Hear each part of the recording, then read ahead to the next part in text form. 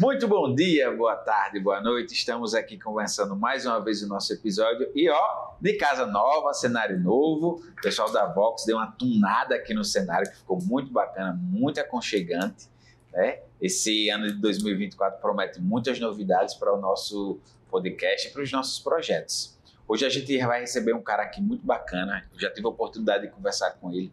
É o Lucas, que já fez de tudo um pouquinho. Mas antes disso, eu queria que o seu César... O que é que o senhor está achando dessa novidade? A gente está numa casa nova, num cenário novo. Bacana, né, Lamonê? Estamos aqui de casa nova, né? Um cenário bacana. O pessoal está dizendo, poxa, a câmera de seu César ficou melhor do que ele Lamonier. Mas acontece que não dá para fazer milagre não, né? Invejoso. Então, mas aí é isso, que cada um aproveite bastante tudo que nós vamos conversar hoje. E eu vinha num caminho pensando... que falar num preâmbulo, né? Que normalmente a gente fala as coisas e empreender, tocar um negócio requer muitas superações de adversidades. Então não tem como você desvincular de fé. E o que é fé? Fé é você acreditar naquilo que você ainda não viu, né? Então fé é acreditar no invisível. Então não tem como você ir tocar um negócio se você realmente não tiver muita fé. E a gente pode dizer que ter fé, eu acreditar em mim, acreditar nos meus projetos, acreditar que a viagem vai dar certo, isso aí é fé natural. Agora, existe uma fé sobrenatural que é acreditar no divino, que é acreditar no nosso Criador, que é acreditar em Deus.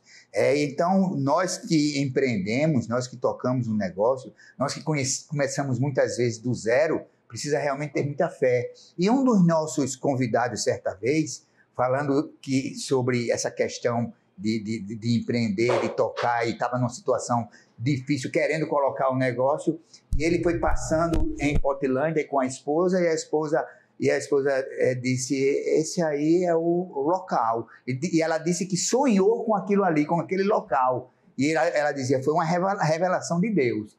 Então ela foi ligar para a imobiliária, e aí a pessoa disse, já está alugado esse ponto. E ela disse, não é possível? Não é possível. Eu sonhei, e Deus me disse isso, camarada, né? Sem entender resultado. A pessoa que havia alugado teve um problema, uma restrição cadastral, e foi cancelado o contrato. E aí eles alugaram. Então, assim, na realidade, muitas vezes, a gente que com muito pouca fé, porque nós seres humanos temos crescido bastante espiritual, temos crescido bastante fisicamente, intelectualmente, mas a nossa fé continua sendo infantil. Então, muitas vezes, a gente duvida da nossa capacidade, da fé que nós temos em nós, e também nós duvidamos do Deus Criador, né? Então, assim, na realidade, aquela senhora, aquela pessoa que acreditava, porque ela entendeu aquilo ali como uma revelação, se de repente a fé dela fosse um pouco menor, talvez ela dissesse, eu desisti, eu pensei que aquilo ali ia dar certo, mas já tinha alguém, né? Então, assim, que a gente realmente procure acreditar mais, ter fé, para superar as adversidades. Então, é muito importante, porque a gente vive muitas dificuldades, muitas vezes a gente diante daquela adversidade que a gente está vivendo, a gente pensa, poxa vida, não foi do jeito que eu quis. Mas ainda bem, a vida não é do jeito que a gente quer. A vida não é do jeito que a gente planeja. Ainda bem por isso. Então, seja bem-vindo, Lucas, e vamos lá, Lamonier. Vamos conversar. Então vamos lá, Lucas, meu amigo, a gente já teve a oportunidade de conversar um pouquinho, né? Lucas já fez um monte de coisa na vida e com certeza o senhor começou falando de fé e aí eu ia lembrando um pouquinho da história de Lucas, né? A fé precisou estar o tempo todo presente na sua vida, né? Naturalmente. Primeiro, quero dar bom dia ou boa noite a todos os ouvintes, ou boa tarde, de acordo com o que você for assistir. Bom dia ao César Augusto. Bom dia, Lamonier.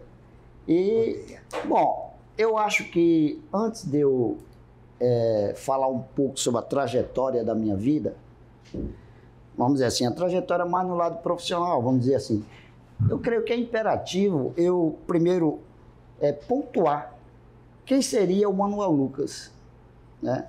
Quem seria como eu me vejo, como eu vejo a vida, né? Acho que é importante isso. Mas antes, eu quero contar uma historinha curiosa sobre como eu cheguei aqui nesse plano terrestre. Minha mãe, ela contou por reiteradas vezes, desde quando eu era muito criança, que eu nasci morto. Ora, eu sou o último filho de uma família de 7 filhos. Todos nascidos em casa. Todos de parteira local, né? Parteira com experiência de dezenas e dezenas de partos. Aí a minha mãe conta que quando eu nasci sem nenhum sinal vital de vida aparente. Então, a parteira decretou que eu teria nascido morto. E pegou uns paninhos,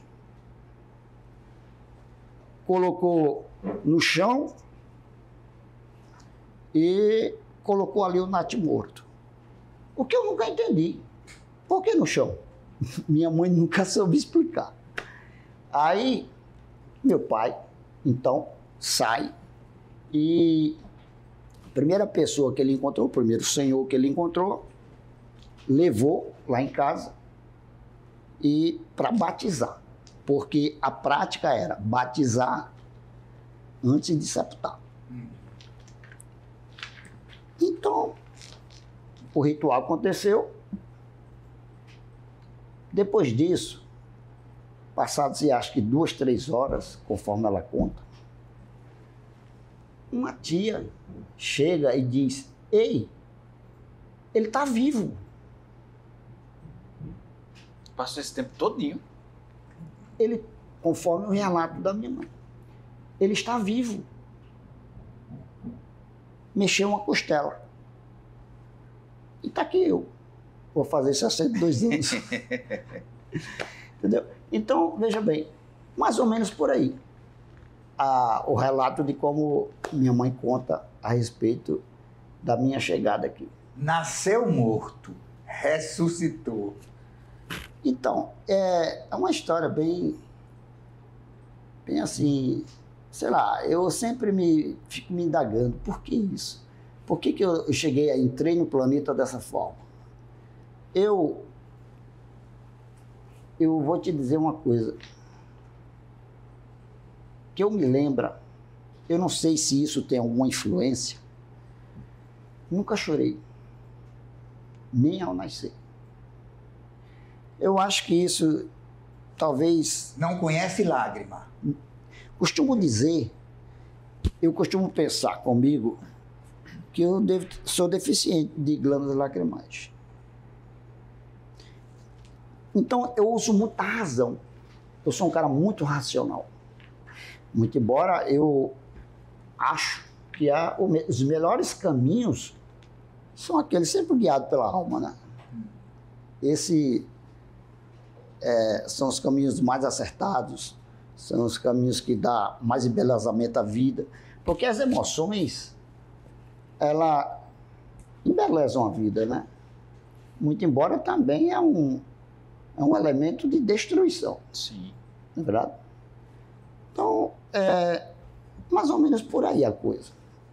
Agora, a gente pode falar um pouco sobre a minha trajetória. Rapaz, deixa eu... É engraçado como a gente prepara as coisas e tal, e eu ainda estou impactado com a sua história, né? E como a gente nunca imagina, né? A gente estava conversando aqui no início, né? Que nossas experiências passadas formam quem nós somos hoje, né? E com certeza essa sua experiência, que lógico, você não lembra, você nasceu, mas tem muito a ver da sua formação hoje, né? Dessa sua vontade de vencer, né? A vontade de viver e a vontade de vencer e de não querer desistir. Eu estou fazendo a relação, já estou dando spoiler para o pessoal de casa, porque eu já sei um pouquinho da história dele. Mas assim, você nasceu e já não teria mais... nasceu morto, né? Como você falou. mas você é como se você dissesse assim, não aceito isso. Eu quero ir além, eu quero correr atrás.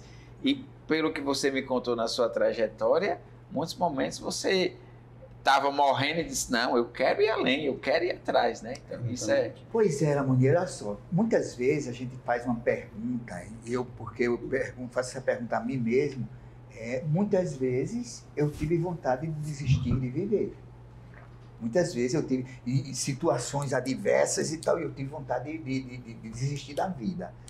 E aí, com isso, você foi declarado morto. Você nasceu morto e você tornou a viver.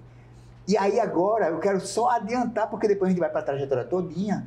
Teve algum momento na sua vida que você teve vontade de desistir de viver? Nunca, nunca, César. Foi, né? Nunca. Eu sempre fui um cara muito otimista, penso muito positivo. Lógico que as adversidades da vida, às vezes, dá uma quebrada na gente, é natural, né? Mas eu sempre fui muito assim, né? Eu, concluindo também como eu me vejo, como o Lucas se vê, né?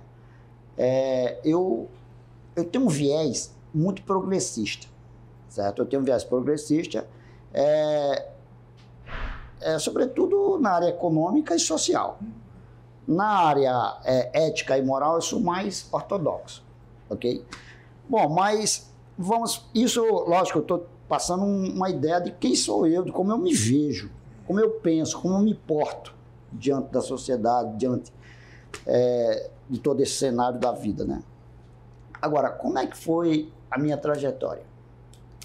Eu nasci aqui numa cidade pequena, aqui do RN, chamada Pedro Velho, na verdade, num municípiozinho chamado Carnaúba do Padre. E aos 15 anos, meu pai e minha mãe mudou para Brasília. Então, toda a minha vida de adolescência foi lá em Brasília, ok? Estudei, fiz escola técnica, posteriormente servi exército, assim como o Lamonier estava contando aqui para mim, servi exército, só que eu servi só o tempo regular. E eu lembro que eu era muito pequeno, cara, até hoje eu sou muito pouquinho, né? E eu era aquela coisinha, como é que o cara vai ser? Eu não podia nem com FAL. Fuzil era mais pesado Pelo que amor de ele. Deus. Mas por que eu servi? Eu acredito, porque foi 81, né? Estava ali mediando a época da Guerra das Malvinas. Você lembra, né? No período de Figueiredo. E pegava tudo que era bucho. Coisinha de nada. Aí eu lembro que eu estava no último ano da escola técnica, que eu fiz curso de eletrônica, lá em Brasília. Escola técnica. E o cara perguntou, você quer servir? Eu, não, quero não. Ficaram quietinhos lá. Daqui a pouco, Manuel Lucas, meu nome é Manuel Lucas, né? Vai ser soldado Lucas, assim, assim, assim. Pô, não queria nem servir. Bom, mas aquela história. Aí servi toda a minha adolescência, aí fiquei toda a minha... Com 21 anos de idade, mais ou menos, eu saí de Brasília. Eu já estou pulando, mas como é que é isso? Depois que eu terminei a escola técnica, que eu tinha saído do exército, eu estagiei na Embratel. César deve lembrar, existia o sistema Telebrás, onde tinha a Embratel e suas teles. Né, César? Cada estado tinha uma tele. Isso. Telene, Telpa, Telege, Telesp, enfim. E a Teleprecisa nasceu na época que existia o 102. Pois muito bem, exatamente. Aí eu fui fazer o estágio numa central de Telex, lá em Brasília. E então o pessoal lá que era da NEC do Brasil, né? Me lembro o Ângelo Zoccoloto, meu primo José Raimundo, que também trabalhava nessa empresa. O Zoccoloto era o chefe. Inclusive agora recentemente faleceu na Covid. Aí o Ângelo Zoccoloto falou, Lucas, você quer viajar? Você quer um emprego lá em São Paulo? Numa empresa chamada Nesic, que era uma subsidiária da NEC. Eu disse, pô, o salário era muito bom. O salário era bom e tinha diária e era para viajar o país todo. implantando centrais telefônicas. Eu disse, nessa época eu estava fazendo vestibular, rapaz, também. Pô, eu sempre fui muito bom de estudo, sempre fui muito estudioso, muito. Aí eu digo, mas eu quero. E assim fiz. Me lembro que o primeiro serviço que eu fui fazer foi em Santos. Trabalhei nessa empresa um bom tempo, depois saí dessa empresa, entrei noutra, chamada... Tudo na mesma área? Tudo na mesma área. Viajei esse Brasil muito, muito, muito. Muitas cidades. Só no estado da Bahia tenho 164 cidades registradas na minha agenda. Me tira uma dúvida, isso você falou assim, instalando o central telefônica, é aquelas centrais que ficavam assim na rua, que tinha vários fios, é aquele... Tá vendo? Deixa eu te contar, Lamonia. Eu sou novo, não é... Deixa eu te contar. É porque você não se lembra. A partir do momento que você levanta fone de gancho, porque hoje tudo é celular, mas antigamente era tudo fixo, não é isso? Naquela época não existia celular. A partir do momento que você levanta fone de gancho, as pessoas que não têm ideia acham que uma chamada telefônica, ela se dá apenas dali e o outro vai... Como é que isso acontece? Tem todo um equipamento. Toda uma central telefônica onde vai processar a chamada. Tá entendendo? Aí ali que processa, é uma parafernália incrível, imensa. Na época que eu trabalhava, esse sistema chamava Sistema Eletromecânico, ou crossbar. Hoje não. Hoje é tudo CPA, Centrais Programa Armazenado. Que eu, no final mais para frente eu vou falar da história da Luquitel. Eu, quando trabalhei final da Luquitel, já fazia centrais CPA. Uhum. Mas é outra história que eu vou te contar daqui a pouco. Bom, a central telefônica, ela que vai processar toda uma chamada. Assim como também no celular também acontece isso. Tem a central. Bom, e eu trabalhava na comutação, certo? Porque, como eu disse anteriormente, a área de telefonia, você tem comutação, que é a central, você tem rede, não tinha rede que tinha que levar o fio até a casa do cliente? A rede e a transmissão. Transmissão o quê? Quando você fazia, digamos, você fazia uma chamada aqui do Rio de Janeiro, né? Tinha que ter a rádio transmissão para pagar de torre para torre, até chegar na outra lá, fazer todo o processo, entrar e chegar na casa do assinante. É assim que acontecia. Bom, aí eu trabalhei em outra empresa por muitos anos, até que nessa época já estava a minha esposa, hoje a minha esposa, que morava aqui também, foi lá para o Rio de Janeiro, que a gente namorou muitos anos, assim, por carta ainda, diga aí. Era carta depois, logo no início, né? Aí depois, telefone, né? Eu trabalhava dentro da central telefônica, e tinha, deixa eu contar uma particularidade, lógico que depois vocês vão...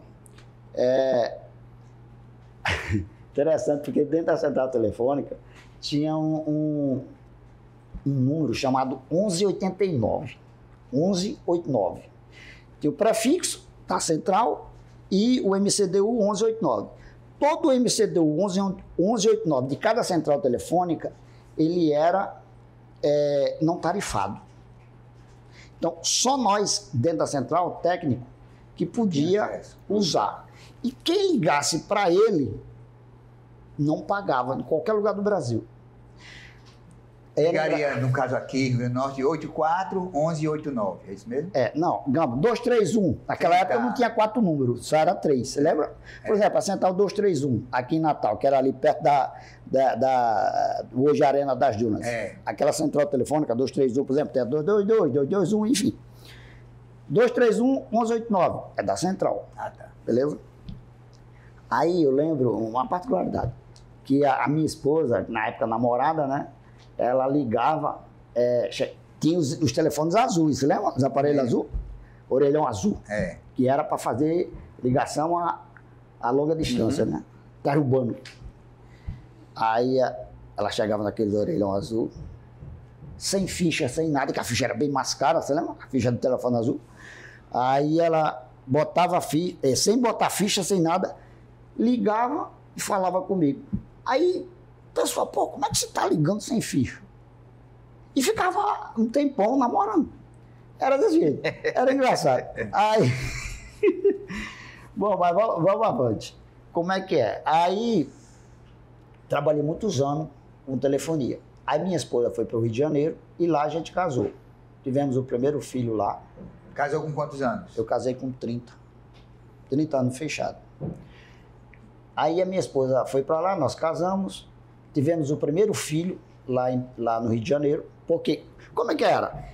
Na verdade, eu viajava muito, só via viajando nesse Brasil afora, e meu ponto de referência era lá na casa da minha irmã no Rio de Janeiro. Por quê? Porque a empresa era de São Paulo.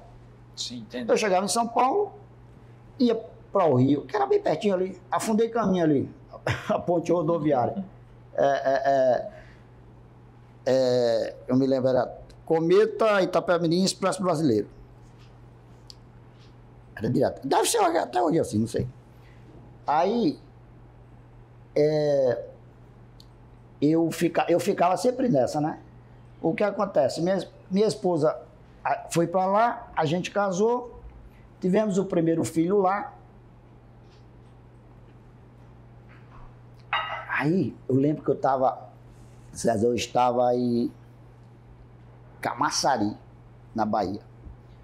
Eu liguei para minha esposa e disse: nega, tu quer se mudar para Natal? Ela disse: quero. Ela era daqui. Eu também. E olha que eu sou suspeito de dizer que eu gosto daqui porque eu sou daqui, né? Mas eu conheço esse Brasil bem. E eu preferia morar aqui. Acho Natal uma cidade maravilhosa, eu acho. Aí ela disse: vamos. Aí o que é que eu fiz? Saí de Camaçari, vim para cá, para Natal.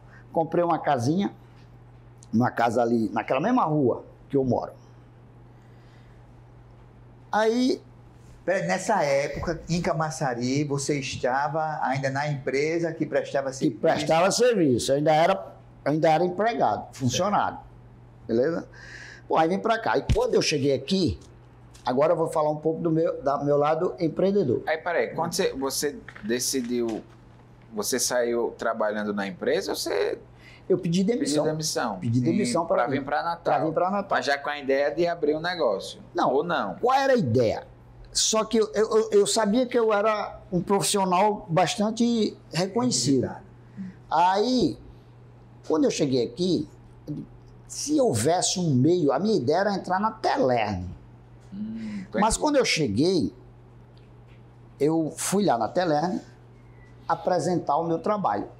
Apresentar quem era o Lucas, apesar de que ele já me conhecia assim, que quando eu vinha de... Aquela Central 221 eu implantei. Eu era um dos que implantei.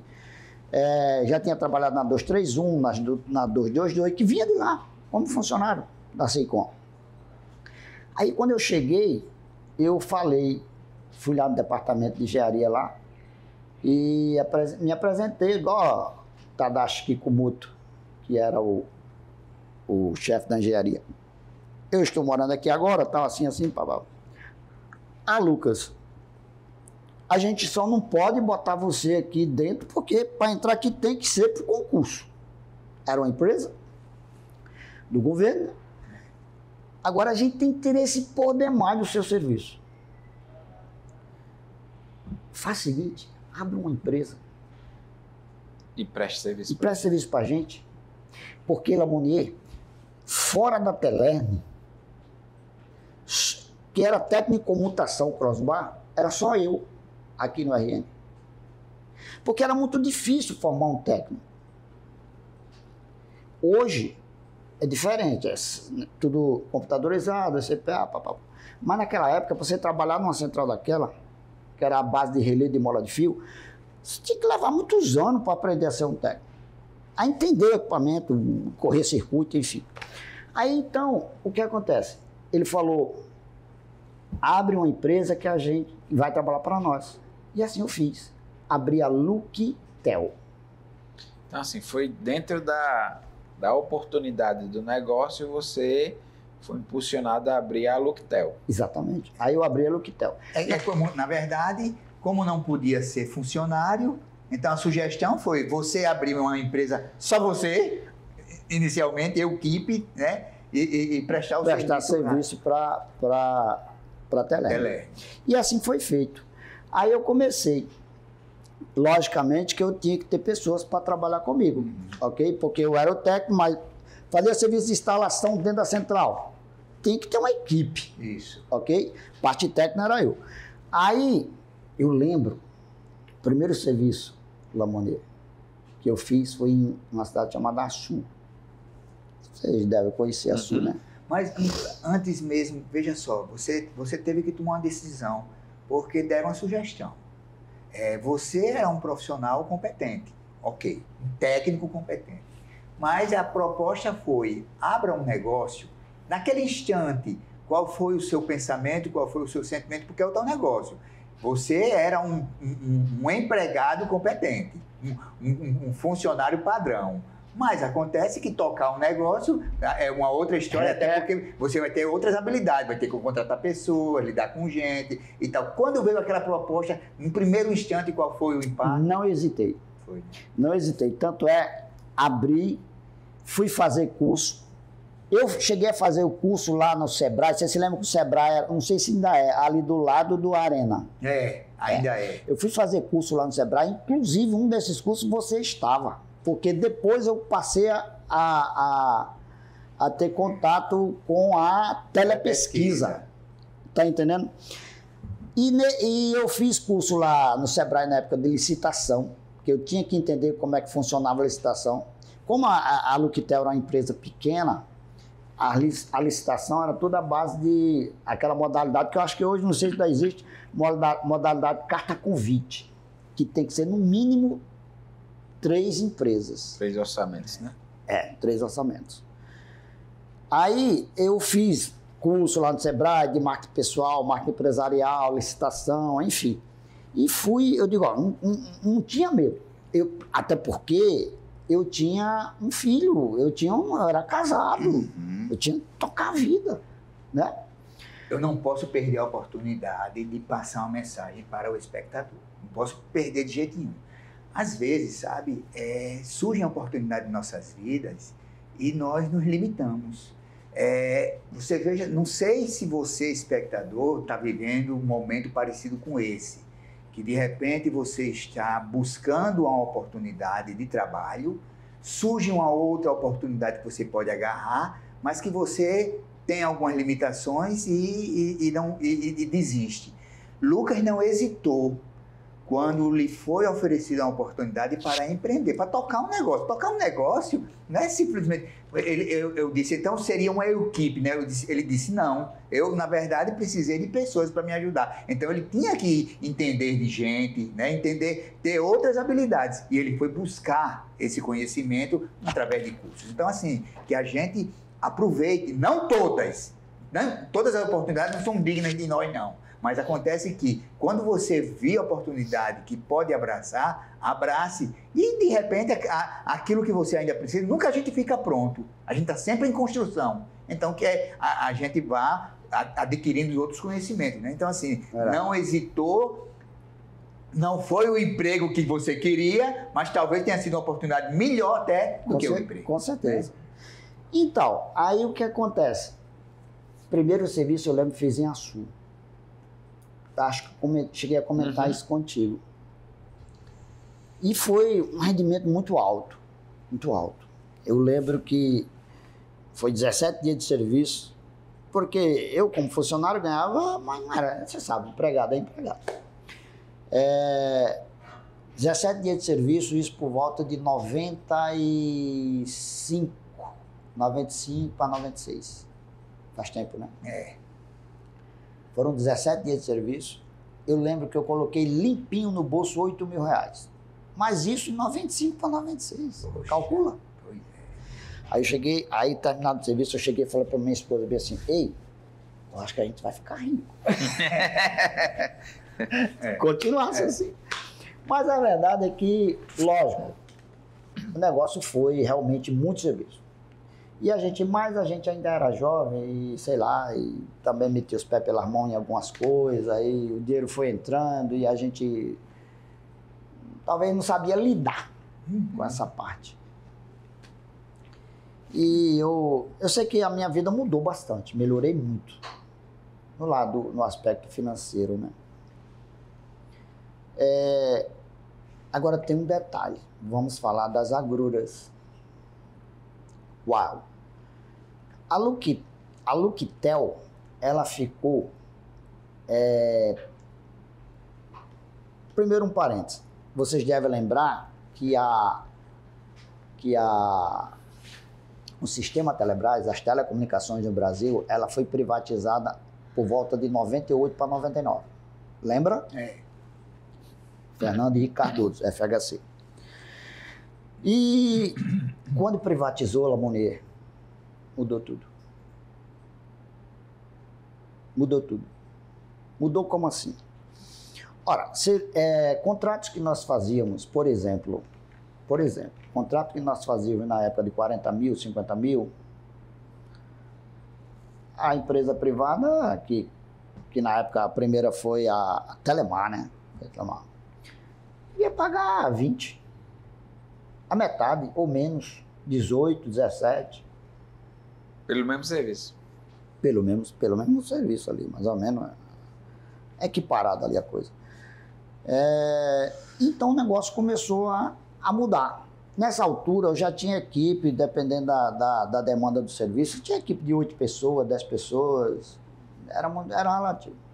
Eu já tinha todo um escritório montado com tudo, na época do fax, você lembra? Eu tinha fax, tinha tudo, secretária, o negócio estava muito bem organizado.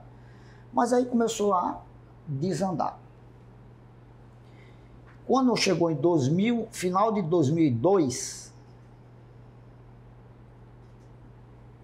acabou. Não dava mais para continuar.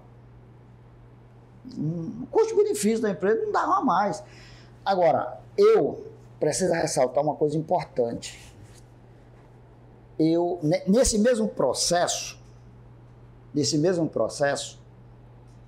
houve a mudança bem radical da tecnologia no âmbito das telecomunicações telefônicas. Porque eu era um técnico do sistema Crossbar. Como eu disse para você, precisava de anos para poder formar um técnico daquele. E quando privatizou, até mesmo antes de privatizar, já começou a ser introduzido o sistema CPA no país. E quando privatizou, então, cara, a gente via pegar uma central telefônica daquela, que eu era especializado em equipamento da NEC. A NEC do Brasil. Porque tem a NEC japonesa, a NEC do Brasil, lá em Guarulhos. E eu era especializado em equipamentos da NEC. E a gente via a empresa, a telefônica, pegar uma central daquela, jogar literalmente no lixo tudo aquilo que você sabia, para substituir por uma CPA. Só para tu ter uma ideia, Lamonier, quando eu cheguei aqui em Natal, a Telerne, ela tinha por volta de 804 funcionários. Pode ter certeza. Se você for lá agora, se tiver 200, 150, é muito. Aí começou a mudar tudo. Aí mudou o equipamento. Eu vi camarada, eu não vou citar nome porque não é nada agradável. Porque a tecnologia proporcionou isso, diminuir a mão de obra. Exatamente. Teve camarada... fazer em série a fabricação. É mais ou menos. Mais ou menos por aí. Mas outro detalhe que eu vou te falar para você entender melhor. O que acontece? Como a tecnologia mudou e jogavam tudo fora, substituir mesmo. É como se você pegasse uma câmera dessa daqui, que você sempre conheceu, agora chegou uma tecnologia nova, joga essa fora, agora trabalhar com outro. Mas você conhecia aquela. Eu não vou citar nome, mas teve camarada que dá tiro. Suicídio, já coroa, já vai, engenheiro. Porque ele literalmente pegou o conhecimento do cara e jogou fora, né? Exatamente. O cara fica barbudo. Aí teve o plano PDV, né? Plano de emissão voluntária, aí foi enxugando tudo. Aí qual foi o meu grande pecado? Eu não acompanhei a evolução. Essa é a verdade. Sim. eu não acompanhei. Se reinventou. Eu não me reinventei nesse sentido das telecomunicações. Eu não me reinventei. E foi um pecado, isso é verdade. Agora, por que também, né? Porque, como eu disse para você, foi todo um processo que foi decaindo, né? A questão até de lucros. Eu já casado, tinha filho nessa altura, já tinha outros filhos, né? Que eu tenho 3 filhos. Eu não tinha mais, para mim poder fazer curso na área CPA, eu ainda cheguei a fazer um curso através do engenheiro do Tadashi Kikumoto. Lucas, vamos fazer um curso lá em Fortaleza, fizemos curso ainda de Central CPA. Mas uma coisa é você fazer um cursinho, outra coisa é... Vivência, né? Aí eu não tinha condições na época que já tinha decaído para poder, eu tinha uma família, tudo, eu digo, e agora? Acabou a Luquitel, 2002, final de 2002 para 2003, por aí. Aí eu olhei para um lado, olhei para outro, digo, meu Deus, o que eu vou fazer? Era tudo que eu sabia fazer a vida inteira. 2002, né? Final, mais ou menos 2002 para 2003. Aí eu lembro, Lamonier, que um dia eu vinha passando ali no carro ali de frente, no colégio ali de frente do Hipócrates, ali na João Medeiros. Aí eu falei bem assim para minha esposa, nega, eu vou estudar. Só que fazia 24 anos que eu não sentava no banco de colégio. E eu fui. Eu lembro, era mês de agosto, mais ou menos. E fiz o cursinho intensivo. Você tinha reserva financeira quando a Luquitel acabou? Praticamente quase nenhuma. E nesse período, sem reserva financeira, casado, com filhos, esposa, a esposa trabalha... Não. Como é? Sempre foi dona de casa, sempre foi eu, como se diz, o esteio da coisa ali. O provedor. Aí... tinha alguma reservinha, mas era coisa pouca. E dia a dia é diferente, né? Uhum. Aí eu digo, nega, eu vou estudar. E assim fiz, era o mês de agosto, fui fazer o intensivo para o vestibular, que geralmente é final de ano, né? Novembro. Aí eu fui, fiz aquele cursinho de 3 meses. Quando chegou na época do vestibular, eu digo, fazer vestibular para quê? Eu não sei porquê, cara, eu fiz para história. Eu não sabia nem o que eu ia fazer. Mas, tipo assim, você pensou em estudar porque não tinha... Era uma válvula, Lamonier, eu não sabia o que eu ia fazer, eu estava meio perdido. É porque, tipo assim, o conhecimento que você tinha se tornou obsoleto. Isso. E aí você pensou assim, rapaz, eu tenho que estudar alguma coisa que é para ver se eu ainda sirvo para fazer alguma coisa. E eu sempre gostei muito de estudar, sempre fui um cara muito estudioso. Na época de colégio, de adolescente, eu era aquele top. Por que história? Mas não sabe mesmo por que história? Eu acho que era. Eu penso que eu associei que eu já estava coroa entre aspas, estava com 46 anos por aí. Associei, eu acho que se assemelhava talvez fazer. E eu só tinha feito um cursinho de 3 meses, 24 anos saindo de banco de escola. Vou fazer algo para passar. Aí eu fiz, só que me surpreendi com uma coisa. Eram 50 vagas na UFRN. Eu fiquei na 53 por 3 vagas. Eu digo, eu não acredito, esse moleque todinho, esses anos todinho, aí eu me animei. Se eu estudar mais um pouquinho... Eu me animei. Aí quando foi no outro ano, eu fui para o CDF, ali que é bem pertinho da minha casa. E estudei cursinho. Estudei cursinho o ano todo. Aí fiz biologia. Consegui, entrei na UFRN. Fiquei 5 anos na UFRN. Era 5 anos, eu terminei com 4,5, ainda peguei mais um período de mestrado, mais como aluno especial. Mas nesse período, é muito importante isso, nesse período em que você estava estudando, você não estava trabalhando? Trabalhando com coisas pico, né? Aleatórias, porque nesse período também tem uma coisa que sustentava. Porque nós tínhamos aberto uma loja, na época ainda da Luquitel, nós tínhamos aberto uma loja de importados. Você se lembra quando surgiu importados aqui? 1,99? Foi pronto. A gente abriu uma loja lá, chamava-se Casa Ilhéus. E essa loja, na época, da Luquitel, até que bombou. Pô, já no final, bombou tal, no início foi muito bom, mas depois também as coisas aí... A gente tinha um padrão de vida da Luquitel, que quando o negócio acabou, não dava para ver daquela loja. Aí, mas existe uma coisa, um importante detalhe, viu, Lamonier? Se você tem um padrão de vida, um exemplo, aqui, aí você vai ter que se moldar para viver menos da metade, muito menos da metade, você não consegue de uma hora para outra. Você vai se moldando. Aos poucos, né? Por isso que as pessoas vão vendendo o que tem, porque você não consegue. É muito difícil. Eu estou dizendo que eu passei por isso.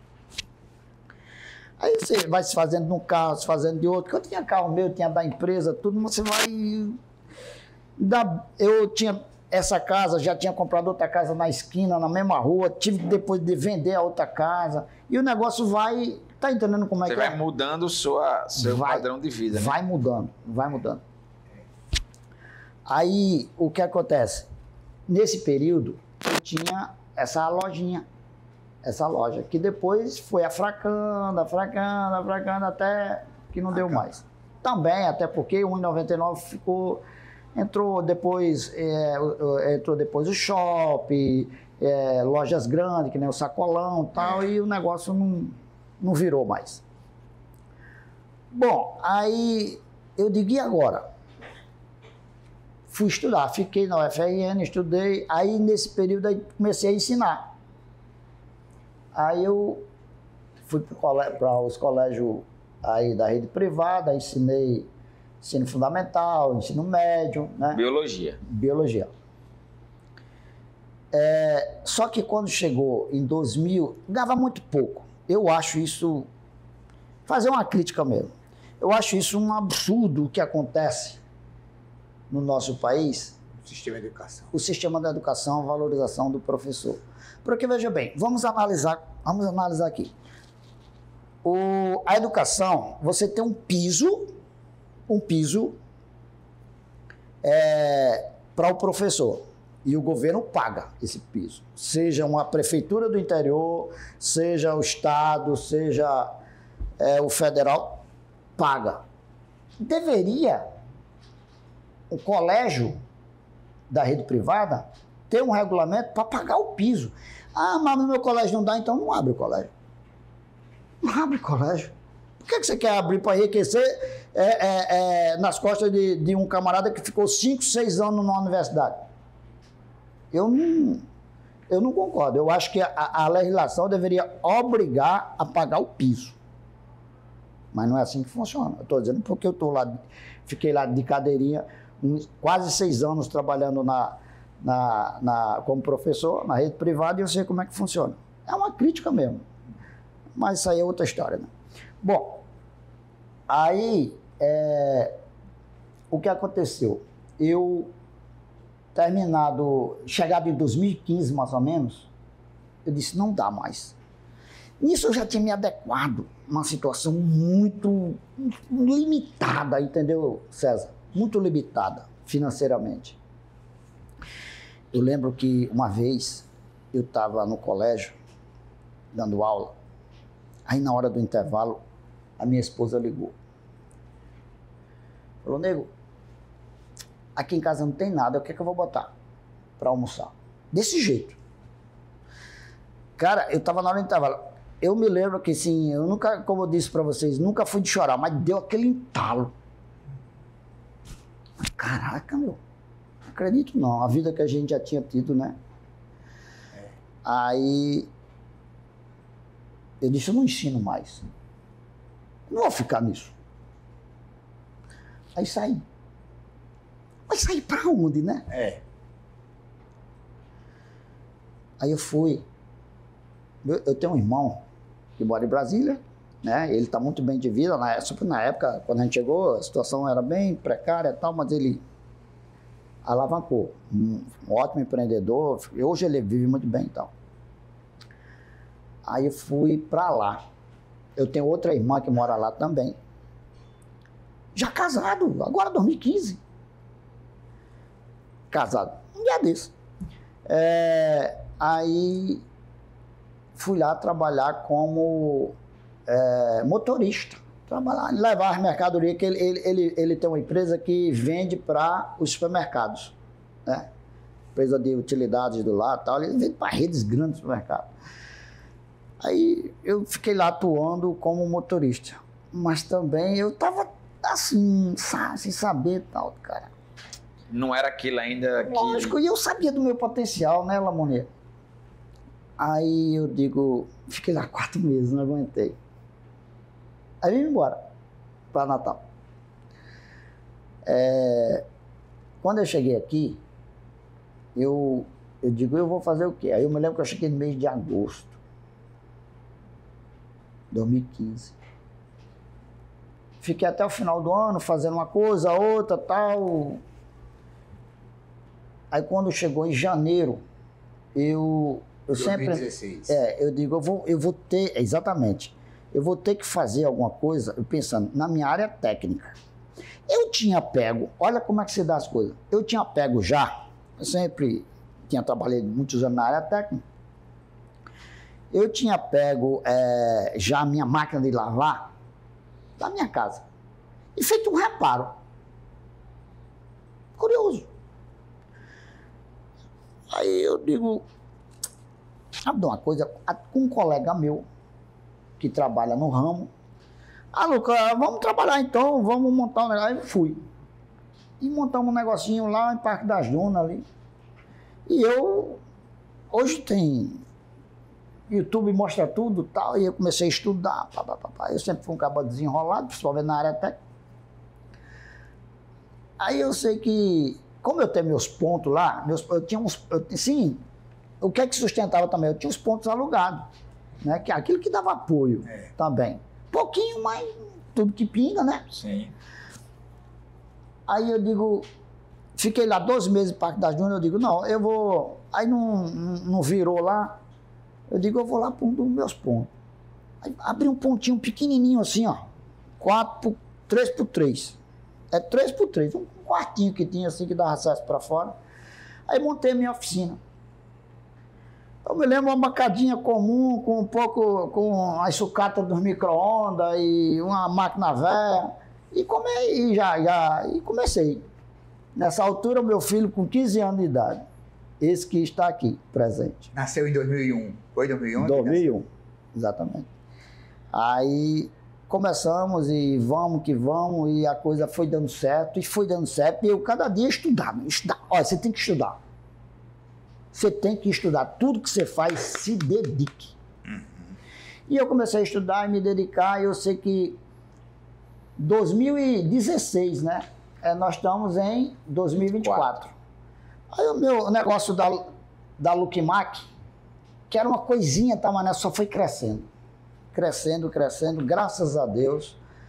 A minha vida hoje é outra, totalmente diferente, César. Muito bem. É um negócio assim, nós temos funcionário com carteira assinada. Durante toda essa trajetória, lições que a gente pode passar para os nossos espectadores. Você viveu adversidades, o que você aprendeu com as adversidades? O que é que você aprendeu com aquele homem que de repente, gastador, que terminou gastando, né? Então assim, o que é que você aprendeu com o que a gente pode imaginar que na época foi erro, mas é um crescimento para a gente. Então, afinal de contas, você falou agora no final, tem que estudar, tem que se dedicar, e tem aquela frase que alguém um dia disse, que o talento muitas vezes é vencido por alguém que trabalha duro. Então, às vezes, só talento não basta, tem que se dedicar, né? Se de repente eu tiver talento e eu me dedicar, eu sou vencido por quem tem muito menos talento que eu, mas se dedica. Então, assim, que lições de toda essa sua trajetória você pode passar agora para o espectador? Porque esse realmente é o nosso objetivo, o objetivo do nosso podcast Conectando História, porque não tenho dúvida, as pessoas que estão nos assistindo estão se conectando com a sua história. Poxa vida, eu vivi isso aí e talvez eu não tenha feito isso daí. Então passe as lições, até mesmo aqueles momentos que você tropeçou, as adversidades vencidas, as dificuldades vividas. Faça um pouquinho de lição para quem está nos assistindo. Exatamente, eu creio que a gente tem que estar sempre se reinventando. Nunca você pode desanimar, né? Como eu disse para você, eu vou fazer um paralelo um pouquinho sobre a minha vida com o que eu sempre fui, a área técnica. Houve um hiato na minha vida, eu considero como um hiato entrar na educação. Sim. Porque eu sempre fui técnico, desde escola, desde formação, de garoto, hoje eu trabalho na área técnica, não necessariamente com telecomunicações, mas não deixa de ser área técnica, não é verdade? E a gente está sempre se reinventando, nunca desistir. Vou até contar uma historinha, que outro dia eu estava vendo, achei interessante. Uma águia, ela vive... Desculpe, Lucas, você falou, olha só, você estava dizendo, eu cometi um grande pecado, eu não me reinventei. E esse pecado de não ter se reinventado, quando você começou a Lookmark, então você disse, agora eu tenho que aprender, eu tenho que estudar. Ou seja, aquilo que lá atrás você considera pecado, serviu para o momento atual. Exatamente. E hoje você já diz, olha, se reinvente, porque eu estou me reinventando. Olha essa coisa legal. Exatamente, César. É exatamente por aí. Amei a sua colocação. Porque, veja bem, eu não havia pecado. Eu não havia realmente não ter conseguido acompanhar. Agora, porque quando a gente é mais jovem, César, você não tem. É porque às vezes eu digo para os meus filhos, ele diz, pai, você quer saber de tudo. Não é assim, saber de tudo. É porque se você viveu mais, você viu umas coisas, você passou por umas coisas, não é verdade? Né? Então, é mais ou menos por aí. E aí, como eu disse, ia contar uma historinha, né? Que outro dia eu tava vendo uma historinha que eu achei interessante. Principalmente quando a pessoa já está, assim, vamos dizer assim, de meia idade para frente, né? Diz que uma águia, ela vive em média 70 anos. Quando ela chega aos 40 anos, o bico dela começa a entortar por demais. As garras dela já não são mais as mesmas. O que ela faz? Ela procura uma área de... As penas ficam pesadas. As penugens já não tem mais a mesma vitalidade e tal, é pesada. O que ela faz? Ela vai para uma área de campina, onde tem a pedreira, fica ali comendo alguns roedores, algumas coisas. E ela pega o bico dela e vai passando na pedra. Vai passando na pedra até o bico cair. Quando o bico cai, vai nascendo um bico novo, ela vai pegando as garras dela e vai arrancando com o bico novo. Vai arrancando. Nasce uma nova garra. Ela pega com o bico novo, vai tirando a penugem e vai nascendo uma nova penugem, mais revitalizada. E ela vive mais 30 anos. Então, é isso. Você não pode, né? Vamos dizer assim, porque eu já estou com... Olha, eu vou fazer 62 anos. Mas eu juro, a minha cabeça a minha cabeça é muito jovem. Lógico que a gente tem as nossas limitações, mas eu não me sinto com a cabeça... Às vezes, outro dia, pensando assim... idade, né? Mas parece ser muito mais novo. Você, com 60 anos, você é considerado o quê? Terceira idade, idoso. Eu não me vejo, eu não consigo me ver assim, cara. É incrível, eu não consigo me ver como idoso.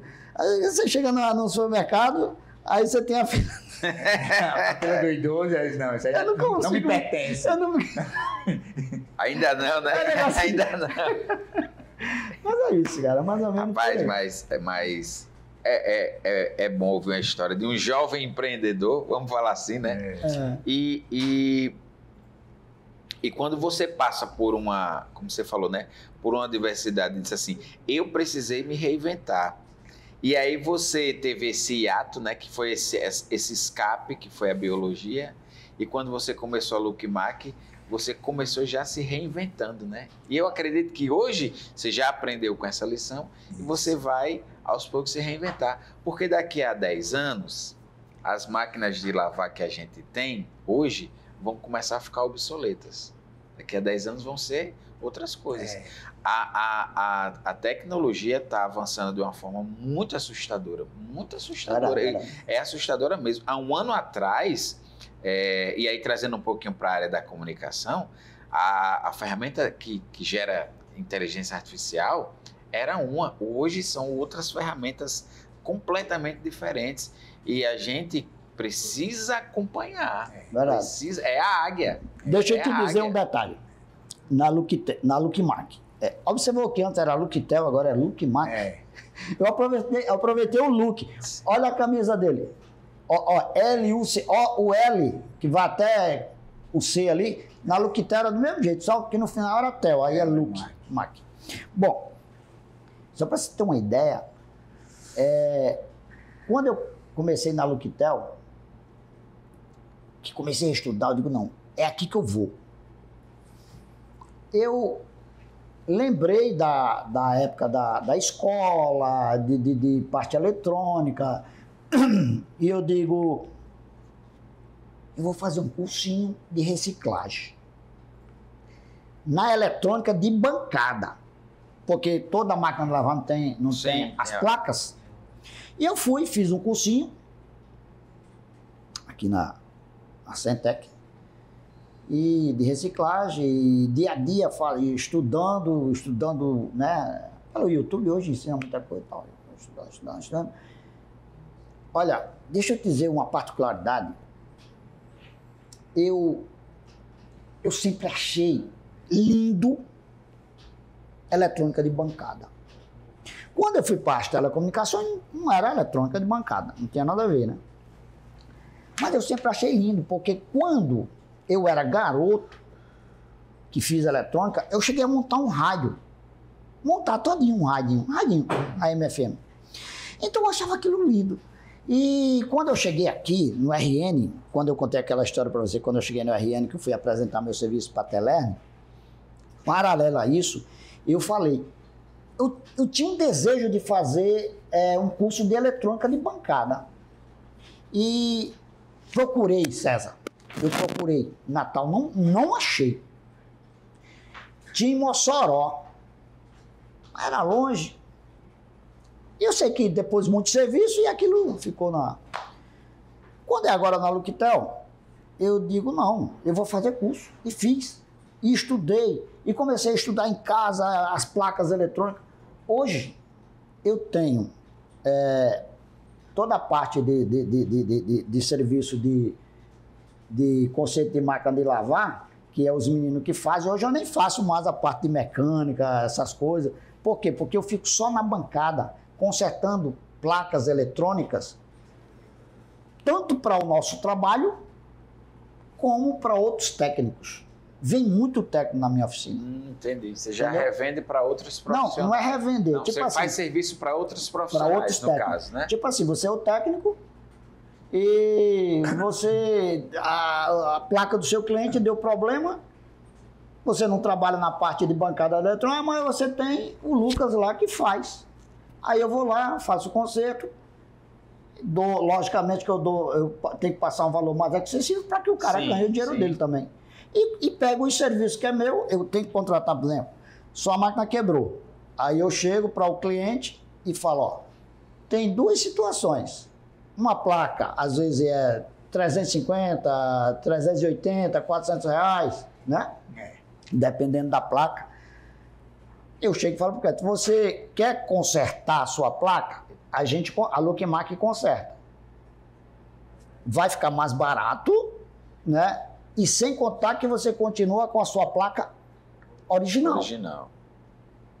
Porque às vezes no mercado a placa é similar, ok? Você continua com a sua placa original e com preço mais acessível. E é assim que a gente trabalha. Então, tanto eu faço serviço para mim, como faço para outros técnicos. E graças a Deus, a Lookmark está muito bem. Graças a Deus.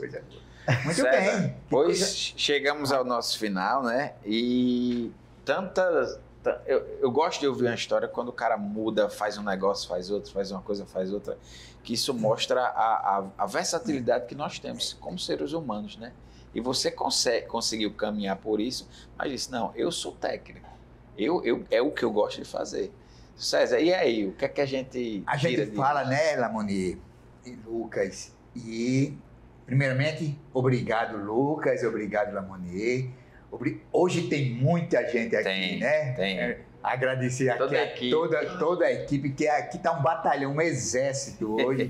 Obrigado a todos pelo empenho. Cenário novo, né? Cenário novo, Então estamos aqui vibrando com tudo isso, mas assim, as histórias se repetem.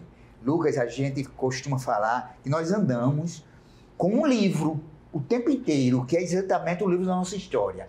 Se a gente explora muito bem esse livro, a gente vai aprendendo e tomando decisões mais assertivas. Você veja só, as histórias se repetem. Lá atrás, Lucas teve uma oportunidade. Ele foi na Telerne em busca de um emprego, e na Telerne não podiam colocá-lo no emprego porque tinha que fazer concurso. Lucas, então, ofereceram para ele, faça uma empresa, crie uma empresa. Lucas foi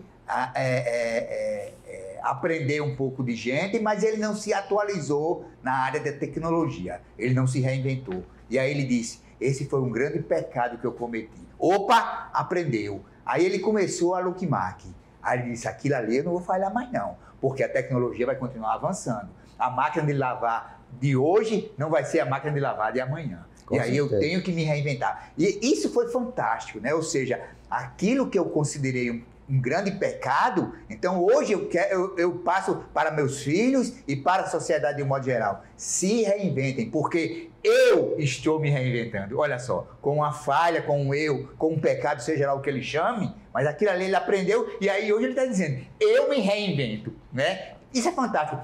É muito importante esse autoconhecimento. Às vezes, sabe, a gente vai errando na vida, a gente vai cometendo erros e a gente não reconhece. Como é que eu vou corrigir se eu não me reconhecer? Se eu não reconhecer que eu falhei, eu não vou melhorar nunca, né? Então, esse mergulhar no meu interior, porque só assim também eu vou compreender as outras pessoas. Eu vou compreender, porque amanhã, se de repente chegar alguém e não se reinventar, ele vai sentir, vai compreender aquela pessoa. Olha, eu também passei por isso, eu compreendo perfeitamente.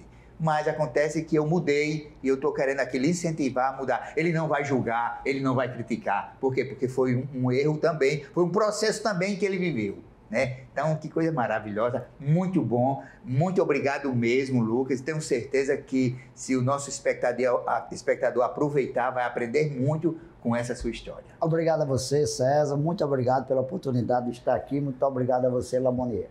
Meu amigo, muito obrigado. A gente fica muito feliz em poder ouvir essa história e com certeza o pessoal de casa aprendeu muita coisa. Então a palavra de hoje é reinvente-se, busque, conheça, como diria o velho poeta, é preciso ser essa metamorfose ambulante. Pessoal, fiquem com Deus e até o próximo episódio. Tchau, tchau.